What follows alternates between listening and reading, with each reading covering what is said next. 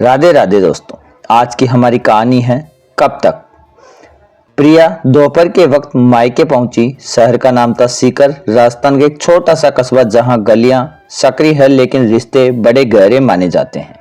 प्रिया ने पहले फोन नहीं किया था। हाथ में एक छोटा सा सूटकेस था, चेहरे पर थकान और आंखों के नीचे काले घेरे। माँ रसोई में थी।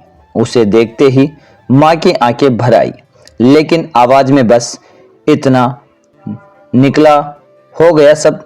प्रिया ने सूटकेस नीचे रखा और तलाक के कागजात भी इंसाइन हो गए। माँ ने कुछ पल उसे घूरा, फिर गैस की आंच धीमी की और बोली, अंदर आजा बेटी। इतने में भाई अजय कमरे से निकला। और कौन आया है माँ?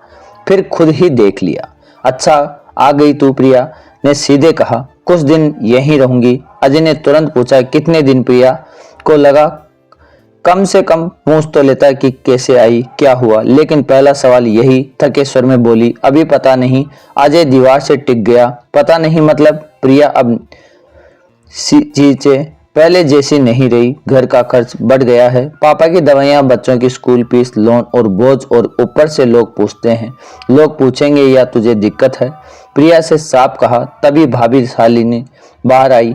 दीदी हम मना नहीं कर रहे, बस पहले बता देती तो अच्छा रहता। घर में जगह भी देखनी पड़ती है। प्रिया ने घर में नजर घुमाई और उसका पुराना कमरा अब बंद था। अजय ने सीधे कहा, वो अब मेरा ऑफिस है। तेरा सामान शादी में ही चला गया तो मैं कहाँ रहूं? छोटा वाला कमरा खाली है, स्टोर का सामान हटा देंगे। शालिनी बोली। प्रिया चुप रही। सूटकेस उठाया और खुद स्टोर रूम का दरवाजा खोला। अंदर पुरानी अलमारियां, टूटे डिब्बे, धूल की परत। उसने अकेले ही सामान साइड किया, किसी ने हाथ तक नहीं बढ़ाया। शाम को खाना खाने लगा। चारों बैठे, बात फिर वही घूमकर आई गई। अजय ने थाली रखते हुए कहा, प्रिया मैं घुमा फिरा कर नहीं बोलना चाहता। प्लान क्या है? यहाँ रहना है तो कब तक? जब तक नौकरी नहीं मिल जाती। अजय ने भौं चढ़ाई। मतलब महीनों? शालिनी ने जोड़ा। दीदी बुरा मत मानना, तलाक के बाद लड़की ज्यादा दिन मायके में रहे तो बातें बनती है। हमारी भी 2 बेटियां हैं। प्रिया की आवाज ऊंची हुई। जब मेरी शादी टूट रही थी तब किसी ने नहीं सोचा था कि मेरी जिंदगी भी है, मार पड़ती है। तो तुम सबने कहा था समझौता कर ले। आज वापस आई हूं तो पूछ रहे हैं और कब जाओगी? माँ चुप रही। पापा ने बस एक बार देखा, फिर सिर झुका लिया। अजय ने साफ कहा, सहानुभूति अलग है, जिम्मेदारी अलग। मैं हमेशा के लिए नहीं संभाल सकता। हमेशा शब्द प्रिया के कान में चुभ गया। उसने कहा, मैं बोझ बनकर नहीं रहूंगी, लेकिन यह मत बोलो यह घर मेरा भी है। शालिनी बोली। घर था, अब नहीं। प्रिया उठी। ठीक है, मैं जल्दी नौकरी ढूंढ लूंगी, फिर तारीख भी बता दूंगी कब जा रही हूँ। उस रात स्टोर रूम में लेटकर छत देखती रही। ससुराल से निकाला गया था, मायके में गिना जा रहा था। पहली बार समझ आया कि तलाक में सिर्फ रिश्ता नहीं टूटता, घर भी टूट जाता है। सुबह प्रिया सबसे पहले उठी, समझ गई थी यहाँ रहने का मतलब सेवा करना है। झाड़ू उठाई, आंगन साफ किया, चाय बनाई। शालिनी आई तो बोली, अरे रहने दे दें दीदी, मेहनत तोड़ी हूँ, मेहमान तोड़ी हो तू? प्रिया ने सीधा जवाब दिया, मेहमान हो तो अच्छा रहता। नाश्ते के अजय बोला, आज कहीं नौकरी के लिए बात की? आज ही आई हूँ, सांस तो लेने दो, टाइम वेस्ट मत करना, जितनी जल्दी सेट हो सके। अच्छा।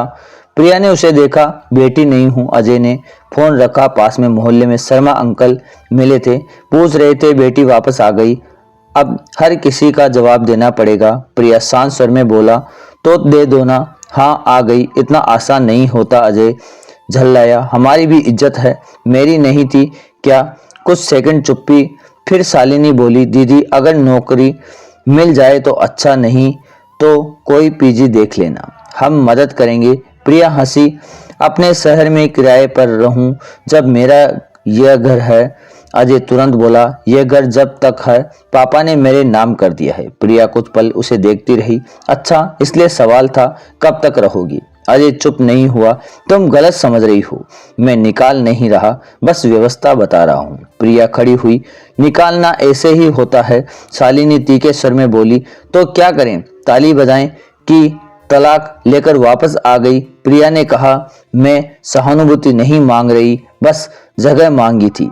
अजय ने आखिरी बात कही, जगह दी है पर हमेशा नहीं। उस दिन प्रिया घर से निकली, समझ आ गई कि नौकरी जरूरी नहीं, मजबूरी है।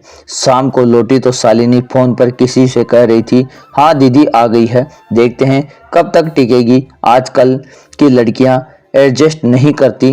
प्रिया दरवाजे पर खड़ी सब सुन रही थी। अंदर आई, बोली, भाभी एडजस्ट मैंने बहुत किया है, अब बस रहना है, अब जल्दी जाना है। रात को अजय कमरे में आया, पर्सनल मतलब से साफ करना चाहती हूँ। प्रिया बोली, साफ हो गया है, 2 महीने हैं मेरे पास, उनके बाद खुद चली जाऊंगी। 10 दिन बीत गए। प्रिया रोज सुबह निकलती, रिज्यूम लेकर ऑफिस जवाब एक जैसा देखते। एक शाम घर पहुंची तो बहुत बाहर जूते ज्यादा थे, अंदर रिश्तेदार बैठे थे, मिठाई पानी लड़के वाले आए थे। अजय शालिनी की बेटी के लिए माँ घबरा गई, तू अंदर चली जा। क्यों? अजय पास आया, धीमे लेकिन सख्त लहजे में, मेहमान है, तू अपने कमरे में रह, मेरे होने से क्या होगा, लड़के वाले सवाल करेंगे। प्रिया ने सीधा कहा, तो जवाब दे देना, बयान है, तलाक हो गया है, यही रह रही है। अजय का चेहरा तन गया, हर बात ऐसे नहीं बोलते, मेरी जिंदगी छुपानी जरूरी है। शालिनी बीच में आई, दीदी प्लीज माहौल मत खराब करो, रिश्ता तय हो गया है, फिर बात करेंगे, मतलब अभी मैं बोझ हूँ, बाद में बहन बन जाऊंगी। अजय दांत भींचकर बोला, अंदर जा। प्रिया मुड़ी, छोटे कमरे में गई, दरवाजा अध खुला छोड़ दिया। बाहर हंसी की आवाजें फिर सुना, लड़की की माँ पूछ रही थी, और कोई भाई बहन? अजय बोला, नहीं, बस हम दोनों ही हैं। प्रिया के हाथ कस गए। लड़के की माँ बोली, आजकल बहनें साथ रहती है तो घर छोटा पड़ जाता है। अजय हल्के से हंसा, नहीं ऐसी कोई बात नहीं। प्रिया बाहर आई, सबकी नजरें टिक गई। कमरा चुप। प्रिया ने लड़के वालों की तरफ देखा, नमस्ते, मैं इनकी बहन हूँ, तलाक हो चुका है, अभी यहीं रह रही हूँ। माँ का चेहरा उतर गया। शालिनी ने आंखों से इशारा किया, चुप रहो। लड़की की माँ ने हल्की मुस्कान दी। अच्छा। प्रिया बिना मुस्कुराए बोली, बस सोचा झूठ न रहे। अजय ने उसका हाथ पकड़कर किनारे किया, बहुत हो गया। मेहमान जल्दी उठ गए। जाते जाते औपचारिक मुस्कान, आंखों में झिझक। दरवाजा बंद होते ही अजय फटा, तुझे समझ नहीं आता, हर बात बोलनी जरूरी है। प्रिया शांत खड़ी रही, झूठ जरूरी था। शालिनी बोली, रिश्ता टूट गया तो जिम्मेदार कौन? अगर मेरी मौजूदगी से टूटता है तो वैसे भी नहीं टिकता। अजय ऊंची आवाज में बोला, अपनी लड़ाई लड़नी है तो अलग रहो, मेरे घर में आकर मेरी जिंदगी मत बिगाड़ो। मेरे घर में? प्रिया ने धीरे से कहा, ठीक है, 2 महीने नहीं लगेंगे, जितना जल्दी हो सके चली जाऊंगी। माँ रो पड़ी, बातें को इतना मत बढ़ाओ। प्रिया ने माँ की तरफ देखा, मैं नहीं बढ़ा रही, बस चुप नहीं रह रही। सुबह प्रिया ने एक कॉल किया, इंटरव्यू के लिए बुलाया गया। शाम को पता चला नौकरी मिल गई, सैलरी ज्यादा नहीं लेकिन अपने पैरों पर खड़े होने के लायक। पास के एक छोटे से पीजी का एड्रेस भी नोट कर लिया। घर लौटी तो सीधे बोली, मुझे नौकरी मिल गई, अगले हफ्ते पीजी में शिफ्ट हो जाऊंगी। माँ का हाथ रुक गया, इतनी जल्दी टाइम लिमिट थी ना? अजय असहज हुआ, मैंने ऐसे मतलब से नहीं कहा था, मतलब साफ था, 2 महीने में, 1 महीने में जा रही हूँ। शालिनी बोली, दीदी ताना मत मारो, हमने व्यवस्था की बात की थी। प्रिया ने करवट सस्त रखा, व्यवस्था में मैं फिट नहीं हो रही, बस इतना ही। अजय बोला, चाहो तो रह सकती हो, अब नौकरी भी है। प्रिया हल्के से मुस्कुराई, रह सकती हूँ लेकिन अपनापन किराए पर नहीं मिलता। शिफ्ट होने वाले दिन बहुत प्रिया ने खुद ऑटो बुलाया, बैग बाहर रखा। माँ दरवाजे पर खड़ी थी, आंखें लाल। बुरा मान गई क्या? नहीं माँ, बुरा तब मानती जब उम्मीद रखती। अजय बाहर आया, देख प्रिया, अगर कभी जरूरत होगी तो खुद संभाल लूंगी, अब कोशिश करूंगी कि किसी को जवाब न देना पड़े।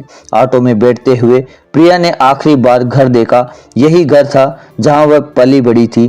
फिर भी यहाँ उसकी मियाद तय कर दी गई थी। ऑटो चल पड़ा, पीछे घर छोटा होता गया। प्रिया ने फोन निकाला, नई नौकरी का मैसेज पड़ा। आंखों में पानी नहीं, बस एक सीधी रेखा। सच जगह मांगने से नहीं मिलती, बनानी पड़ती है।